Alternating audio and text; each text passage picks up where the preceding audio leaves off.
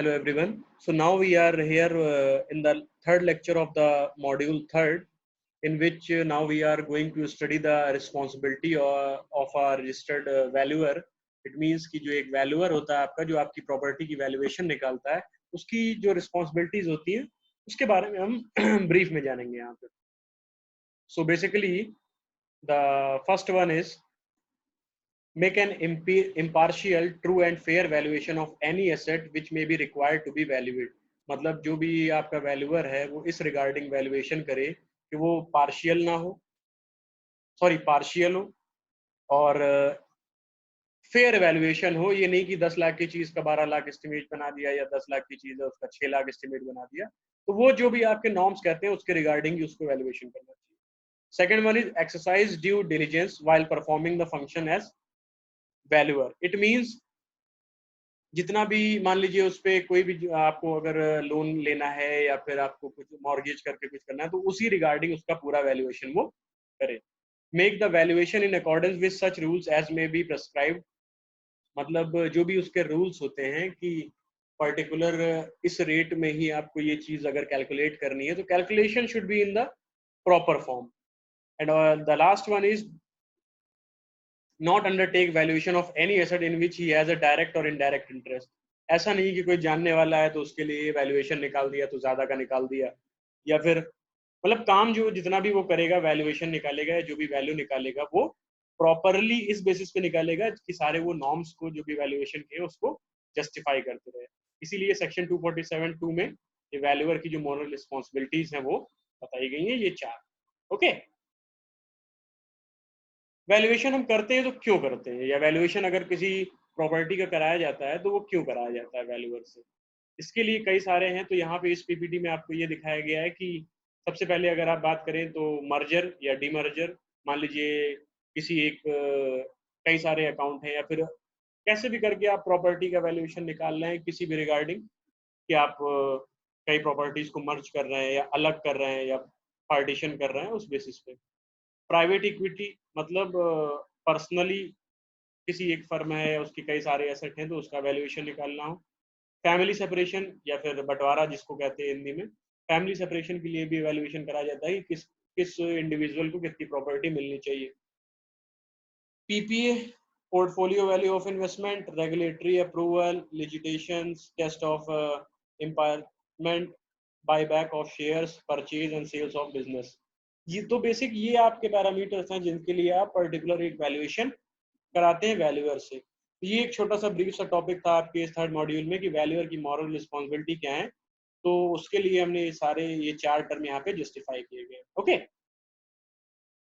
Now we are moving forward to our next topic, which is all about the tangible and intangible properties.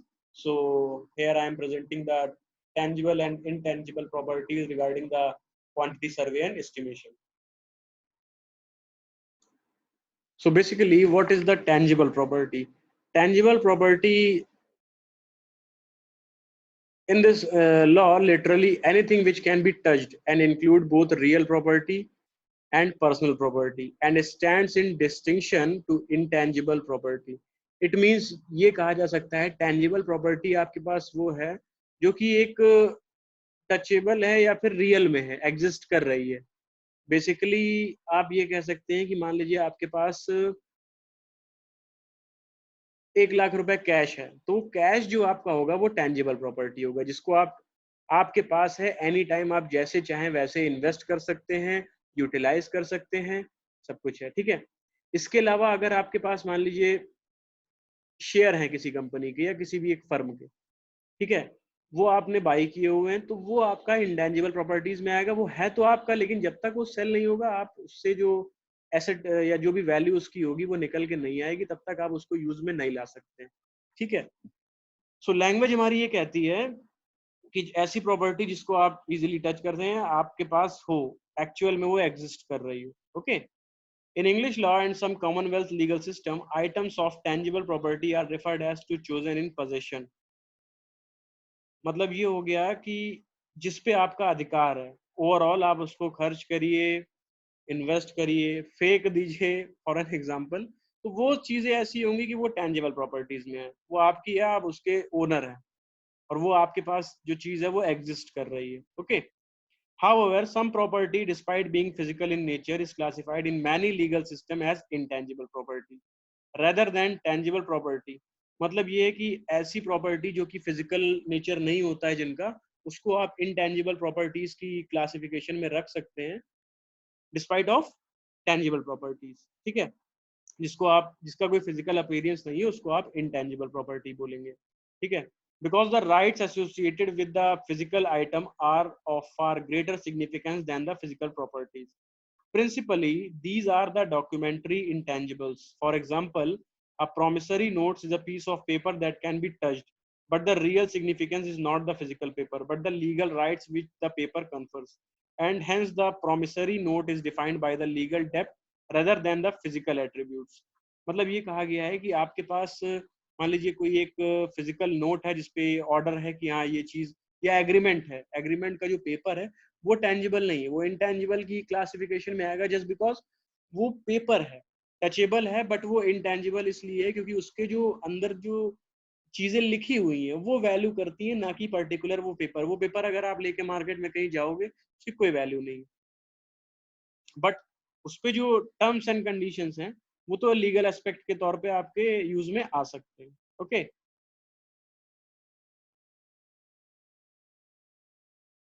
A unique category of property is money, which is some legal system is treated as tangible property and in other is a intangible property. Basically money या currency जो होता है आपका, वो आपका tangible property के case में आता है. Whilst more countries legal tenders in express in the form of intangible property, जिसमें आपका क्या होगा, एक बॉन्ड जो होता है वो bond as a tangible property होता है, वो आपके कंट्री में जो भी ट्रांजेक्शन करते हैं अदर कंट्रीज से उसमें काम आता है. In practice, basically, banknotes are now rarely over redeemed in any country, which has led to banknotes and coins being classified as tangible property is most legal system. मतलब ये है कि कहीं की भी किसी भी कंट्री की जो करेंसी है बेसिकली उसको आप टेंजिबल प्रॉपर्टी की कैटेगरी में रख सकते हैं, क्योंकि वो करेंसी आप पूरे ऑल ओवर वर्ल्ड कहीं पे भी आप जाके एक्सचेंज करके आप अपनी यूटिलाइज कर सकते हैं. Okay.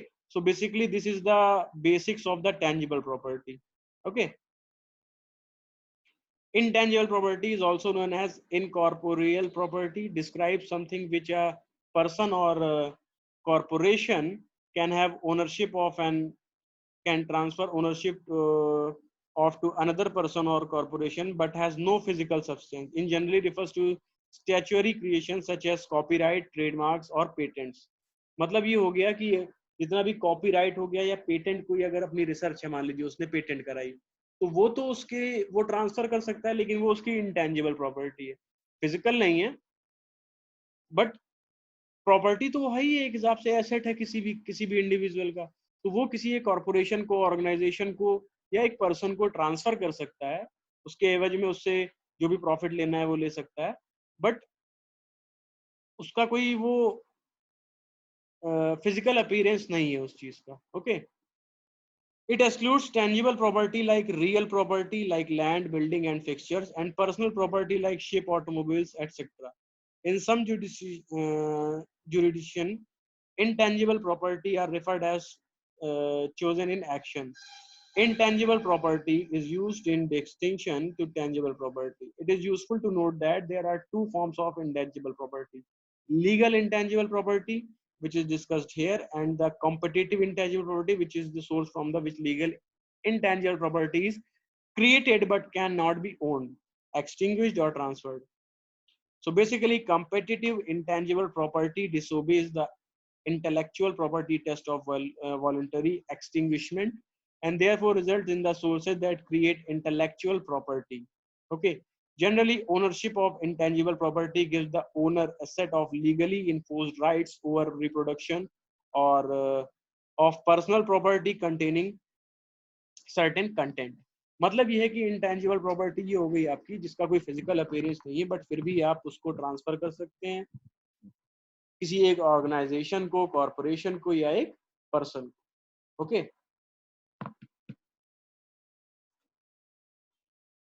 For example, a copyright owner can control the reproduction of work forming the copyright.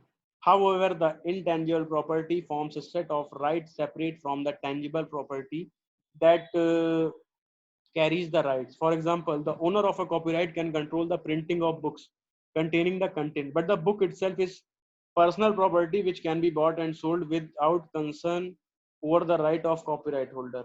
मतलब ये कहा जा सकता है कि टेंजिबल प्रॉपर्टी जो होगी आपकी, उसका कॉपीराइट, तो मान लीजिए आपने किसी एक राइटर है, उसने कहा कि हम XYZ कोई भी पब्लिकेशन है उसको हम कॉपीराइट देते हैं कि आप 200 बुक या 2000 बुक या एक सर्टेन नंबर दीजिए कि इतनी बुक आप पब्लिश कर सकते हो, उसके बाद नहीं करोगे। बट वो जो 2000 बुक जो पब्लिश हो गई हैं, वो मार्केट में आने के बाद जो हर एक इंडिविजुअल के पास है एक बुक मान लीजिए, तो वो अब पढ़ने के बाद उसको सेल कर सकता है, किसी को गिफ्ट दे सकता है, तो वहां पे कॉपीराइट जो है वो काम नहीं आएगा आपका। ये डिफरेंस यहाँ बताया गया है कि इंटेंजिबल प्रॉपर्टीज में ये फ्लॉ एक आता है। ओके,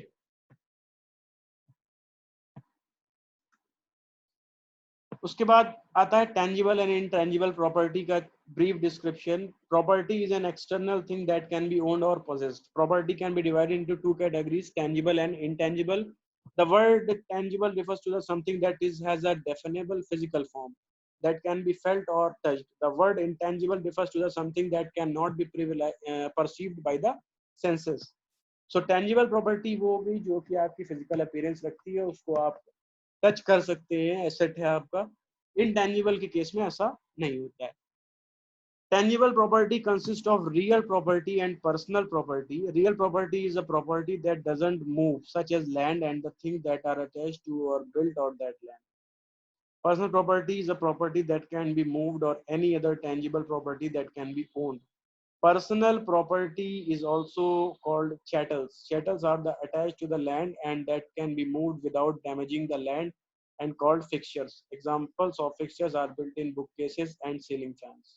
Okay, मतलब टेंजिबल प्रॉपर्टी तो इसमें रियल प्रॉपर्टी तो वो हो गई कि लैंड है, वो कहीं नहीं जा सकती, वो फिक्स है।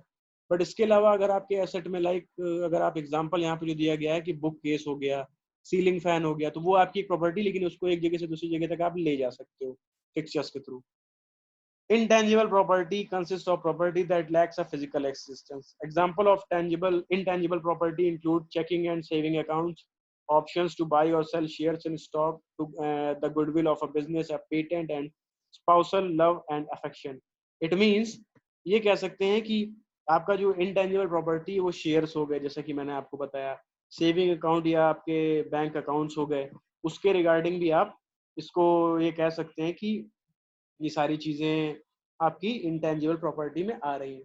So here is the brief description about the tangible and intangible properties of that particular topic of the module third.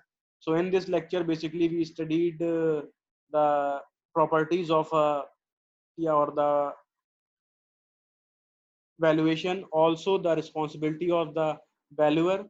मतलब वो तो हमने सिर्फ बेसिक ही पढ़ा उसका, वही आपके सिलेबस में भी है। And the second thing is that the tangible and intangible properties, जो कि हमने डिटेल में इस लेक्चर में कवर किया है।